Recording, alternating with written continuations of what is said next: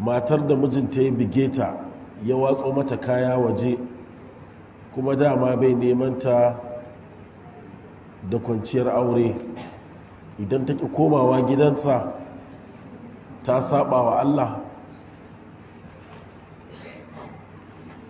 matar da mijinta ya bige ta ya tullo mata kaya a waje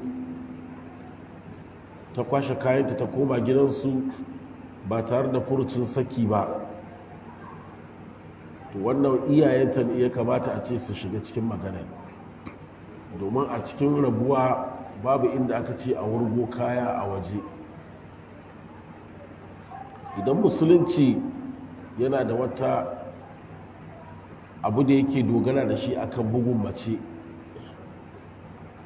a bisa ka'idar wallati ta khafuna nushuzahunna fa'iduhunna wa hajruhunna fil madaji'i wadribuhunna fa in ata'anakum fala tabghu alayhinna sabila inna Allaha kana aliyan kabira. to kuma shi ai bai da madogara na wurin watso mata kayanta a waje, wannan wurgo mata kaya a waje ba shari'a bane, ba san zuciya ne. saka iyayenta ya kamata su zannar da shi su yi mashi magana. mun ji mun yadda da bugu akwai shi cikin ƙur'ani, amma ina aka ga watso kaya waje tare da wulaƙanci.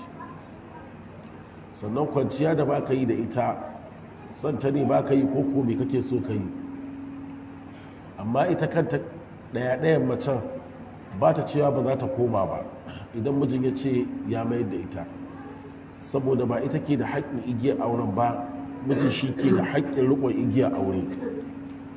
domin Allah ta'ala cewa wa in tallaqatumuhunna min qablu an tamassuhunna wa qad faradtum lakunna fariida fa nisfu ma faradtum illa an ya'funa aw ya'fu alladhi bi yadihi uqdatun nikah. sai in ya yafe ko kuma wanda igiyar aure ke akan hannunsa ya yafe, illa an ya'funa aw ya'fu alladhi bi yadihi uqdatun nikah. ma'ana wanda hannunsa kulli igiyar aure take a hannunsa, ka kenan ba hannun macen take ba,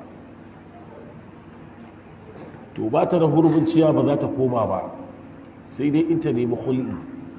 hul'i shine ta ce a sake ta domin ta je ta yi wani auren ta canza wani miji ba shi ba, amma ita karan kanta ba ta da ikon ta ce ba za ta koma ba, saboda mijin shi ke da mallakin igiyarta a hannunsa, ba babanta ba ita ba. wannan shine shawarar da nake bada. Allah ta'ala ya sanya mu dace.